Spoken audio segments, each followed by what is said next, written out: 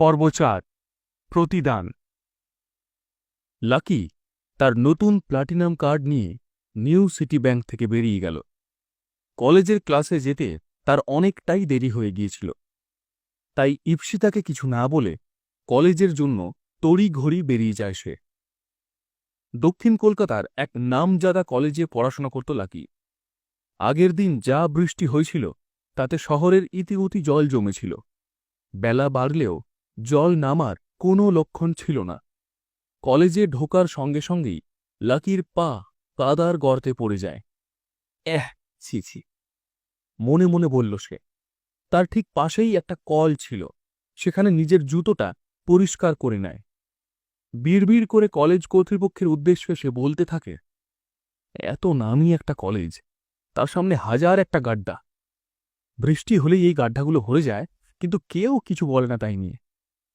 আগেও এই নিয়ে সে কলেজ কর্তৃপক্ষের কাছে অভিযোগ করেছে, কিন্তু লাভের লাভ কিছুই হয়নি। কলেজের তরফ থেকে তাকে বলা হয় অত টাকার ফান্ড নেই। সে কোনো রকমে তার জুতো পরিষ্কার করে, কিন্তু প্যান্টের কাদা কিভাবে মুছবে সে? একে তো ছেঁড়া প্যান্ট, তার ওপরে আবার কাদা। বাথরুমে যাওয়ার কথা ভাবতে না ভাবতেই কলেজের বেল বেজে গেলে অগত্যা তাকে যেতে হল ক্লাসের উদ্দেশ্যে। সে দরজার বাইরে থেকে দেখতে পেল প্রফেসর আনন্দময় লাহিড়ী ক্লাসে ইতিমধ্যেই ঢুকে পড়েছেন এবং পড়ানোর তোড়জোড় শুরু করেছেন। এদিকে প্রফেসর যখন দরজার দিকে তাকিয়ে লাকিকে দেখলেন, এক রাশ হতাশা যেন তাকে গ্রাস করল। লাকির যেন লজ্জায় মাথা হেঁট হয়ে গেল। ভিতরে ভিতরে তার খুবই খারাপ লাগল। কলেজের সমস্ত প্রফেসরদের মধ্যে লাকির সবথেকে পছন্দের শিক্ষক এই আনন্দময় লাহিড়ী। আসলে কিছু প্রফেসর আছেন যারা লাকিকে নিয়ে খুবই হাসি ঠাট্টা করেন, কিন্তু একমাত্র এই আনন্দময় বাবুই লাকিকে সন্তান স্নেহে দেখেন। অন্যান্য প্রফেসররা লাকিকে নিয়ে মজা করলে তিনি তার পাশে দাঁড়াতেন।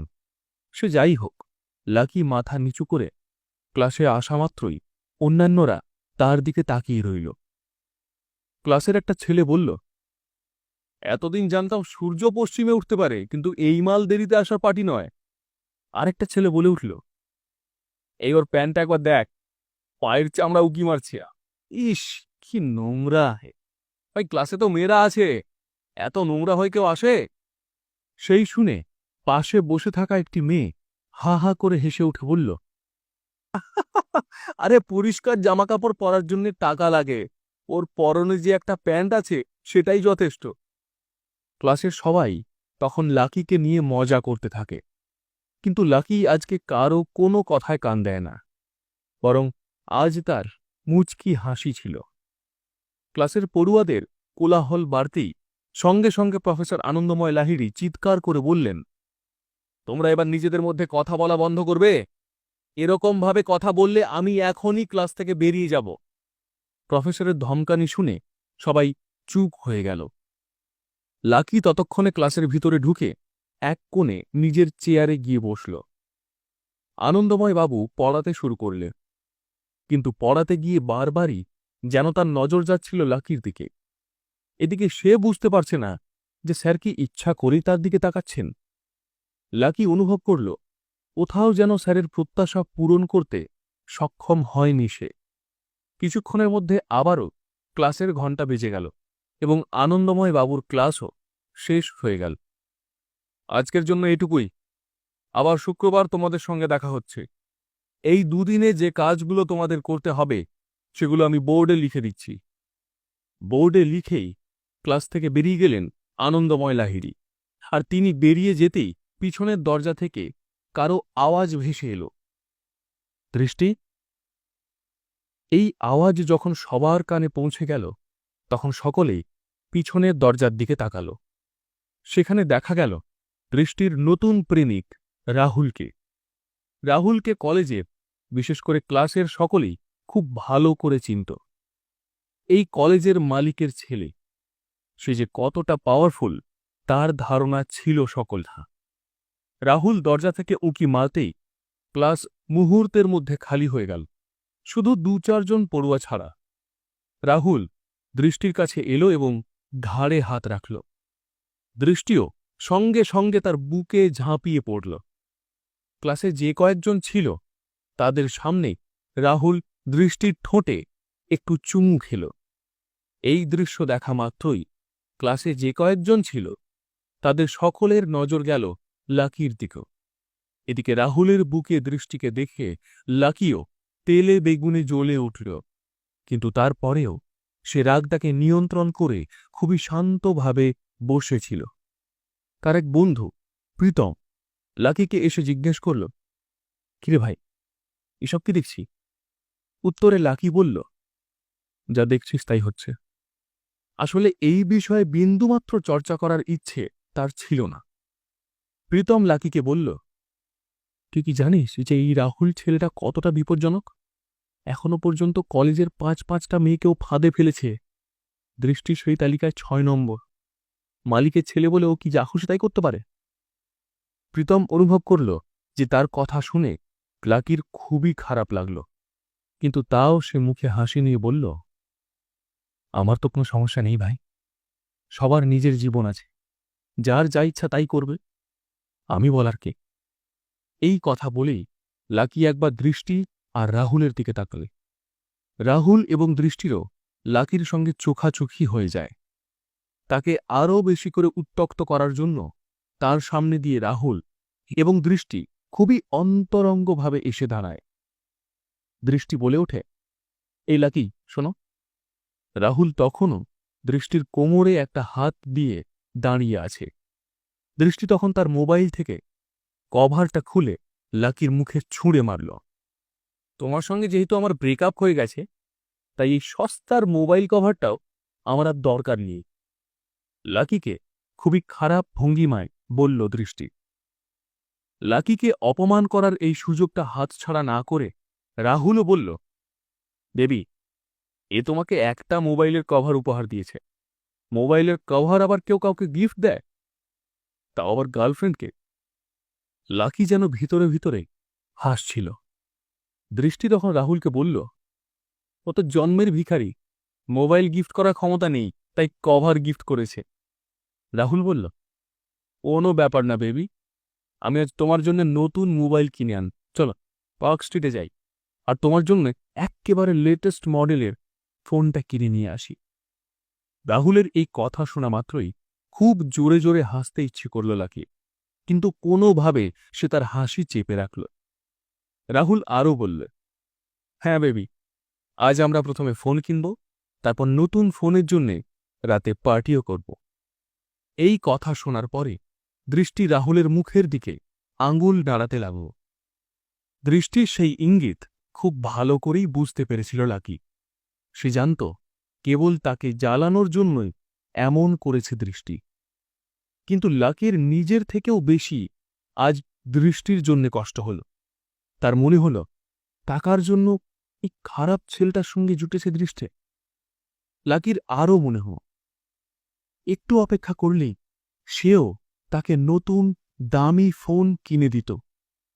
প্রীতম লাকিকে বলল, তোর সামনে এসব হচ্ছে, একটুও খারাপ লাগছে না? রাগ হচ্ছে না লাকি? তুই হাসছিস?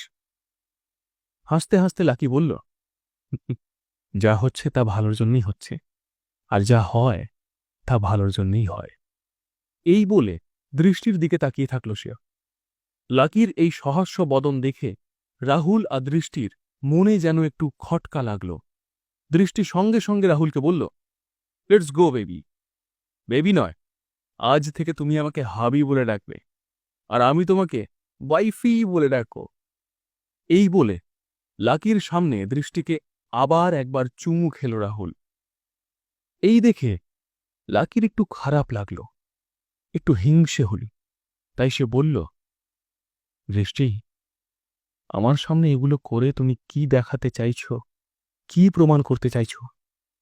তোমার কি মনে হয় এসব দেখে আমার খারাপ লাগছে? লাকির মুখ থেকে এই কথা শুনে খুব রেগে গেল রাহুল। সে বলে উঠল, এই ছেঁড়া প্যান্ট পরা চারানার ছোকরা, তোর খারাপ লাগলো না ভালো লাগলো তাতে আমাদের কিছু যায় আসে না, তবে আজ থেকে তুই যদি দৃষ্টির দিকে তাকাস তাহলে তোর চোখ দুটো গেলে দেব। এই কথা শুনে খুব গায়ে লাগলো লাকির বন্ধু প্রীতমের।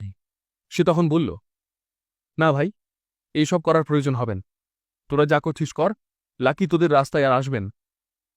দৃষ্টিকে নিয়ে রাহুল যখন ক্লাস ছেড়ে বেরিয়ে যাবে, তখনই পিছন থেকে আর একটি মেয়ের কণ্ঠ ভেসে এলো।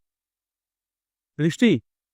সবাই যখন মেয়েটির দিকে তাকালো, দেখা গেল শর্ট হাইটের একটি মেয়ে দৃষ্টির দিকে তাকিয়ে রাগে ফুঁসছিল। তার চোখে চশমা ছিল এবং খোলা চুলেই সে একটু দেরি করে কলেজে এসেছিল। দৃষ্টি, এগুলো তুই কি করছিস? তুই এবার সভ্যতা ভদ্রতা সব সীমা ছাড়িয়ে যাচ্ছিস। লাকির মতো একটা ছেলেকে ছেড়ে দিয়ে তুই এই অসভ্যতার সঙ্গে ঘুরে বেড়াচ্ছিস। আমার কথা মিলিয়ে নিস। একদিন যখন এই ছেলেটা তোকে ব্যবহার করা হয়ে যাবে, সেদিন তোকে রাস্তায় ছুঁড়ে ফেলে দেবে। দৃষ্টি বলে ওঠে, প্রিয়াঙ্কা, এসব তুই কি বলছিস? আসলে দৃষ্টি, লাকি এবং প্রিয়াঙ্কা তিনজনেই খুব ভালো বন্ধু। এই প্রিয়াঙ্কা খুবই ঠোঁট কাটা স্বভাবের মেয়ে। যা বলার তা মুখের সামনেই বলে দেয়। কাউকেই ভয় পায় না সে, তা যত বড়লোকই হোক না কেন। লাকি আর দৃষ্টির মধ্যে কখনো ঝামেলা হলে তা মেটাতো প্রিয়াঙ্কা। লাকিকে ভাইয়ের মতোই ভালোবাসি সে। দৃষ্টির উদ্দেশ্যে প্রিয়াঙ্কা বলল, যা বলছি একদম ঠিক বলছি। দৃষ্টি তো লজ্জা হওয়া উচিত। আমি কোনো দিন ভাবিনি যে মুখোশের আড়ালে তুই এরকম একটা মেয়ে। লাকির মতো ছেলে এই দুনিয়ায় তুই আর পাবি না। দৃষ্টির প্রিয় বন্ধু প্রিয়াঙ্কার এই কথাগুলো লাকি এবং রাহুল দুজনেরই কানে যাচ্ছিল। এবার লাকির সামনে এসে প্রিয়াঙ্কা আরও জোরে বলতে শুরু করে, এত তাড়াতাড়ি সবকিছু ভুলে গেলি দৃষ্টি? কঠিন সময় তোর পাশে দাঁড়িয়েছিল এই ছেলেটা। যখন তুই অসুস্থ ছিলি, সোজা হয়ে দাঁড়াতে পর্যন্ত পারতিস না, এই গরিব ছেলেটাই তোর জন্য রান্না করে ওষুধ খাইয়ে তোকে সুস্থ করে তুলেছিল। খারাপ দিনগুলো এত তাড়াতাড়ি ভুলতে নেই দৃষ্টি। তুই কি করে ভুলে গেলি যে আমরা যখন দার্জিলিং বেড়াতে গিয়েছিলাম, তোর পা মচকে গিয়েছিল, এই ছেলেটাই কাজ ছেড়ে দিয়ে তোর জন্য ছুটে এসেছিল অত দূর থেকে, যে তোকে এতটা ভালোবাসলো। আজ তুই তাকে ছেড়ে চলে যাচ্ছিস শুধু টাকার জন্য। প্রিয়াঙ্কার এই সব কথা মাথা নিচু করে শুনছে লাকি। তার চোখের সামনে দিয়ে দৃষ্টির সঙ্গে কাটানো ভালো সময়গুলো ভাসছে। দৃষ্টিকে সে যে কতটা ভালোবাসত বারবার ভাবছে তাই। আজ দৃষ্টি যে ফোনের কভারটা তার মুখে ছুঁড়ে মারল, একদিন সেটা কিনে দেওয়ার জন্যেই লাকিকে 3 দিন ধরে ওভারটাইম করতে হয়েছিল। এইসব কথা মনে করে লাকির চোখের কোণটা যেন ভিজে গেল। কিন্তু প্রিয়াঙ্কার কথা তখনও শেষ হয়নি। সে অনর্গল বলে যাচ্ছিল, আরে তুই ভাগ্যবান ছিলি, কারণ এমন একটা মানুষ তোকে ভালোবাসত যে তোর খুশির জন্য বাইক কিনতে তিল তিল করে টাকা জমিয়ে যাচ্ছিল। তোর হয়তো জানা নেই, এই ছেলেটা রোজ ভাত আর ডাল খেয়ে থাকছে যাতে তোর জন্য বাইক কিনে তোকে নিয়ে ঘুরতে পারে। আরে এরকম একটা ছেলেকে তুই অপমান করছিস, ভিখিরি বলছিস। প্রিয়াঙ্কার মুখ থেকে এই কথাগুলো শোনার পর দৃষ্টির মুখ ফ্যাকাশে হয়ে যায়। এই কথাগুলো যেন তার বুকে ছুরির মতো বিঁধছিল। দৃষ্টি বলে উঠল, হ্যাঁ, সব জানি, আমি সব জানি। আর এটাই তো ওর সমস্যা। আমি তো ওকে আগেই বলেছিলাম আমাকে বেশি ভালোবাসলে ভুগতে হবে। তাহলে ও আমাকে নিয়ে এত দূর এগোলো কেন? আমি চিজ স্যান্ডউইচ খেয়ে থাকতে চাই, ওই ডাল রুটিতে আমার মন জীবন কোনোটাই ভরবে না। লাকিও দৃষ্টির এই কথাগুলো মন দিয়ে শুনল, কিন্তু উত্তর দেওয়ার আগে ফুট করেই তার ফোনটা বেজে উঠল। মোবাইল বের করে দেখল একটা অপরিচিত নাম্বার থেকে ফোন আসছে। ফোনটা রিসিভ করতে যাবে তখনই হন্তদন্ত হয়ে দৃষ্টি আর রাহুল ক্লাসরুম ছেড়ে বেরিয়ে যাচ্ছে। চলো ভাবি, এসব ছাপোষা মধ্যবিত্ত নাটক শোনার সময় আমার নেই। রাহুলের হাত ধরে বেরিয়ে গেল দৃষ্টি। এদিকে ফোনে লাকি কিছু বলার আগেই কি শুনল লাকি? কে ফোন করেছে তাকে? এবার কি তাহলে তার জীবন বদলাবে? এর পরের গল্প জানতে হলে শুনতে থাকুন পকেট এফএম।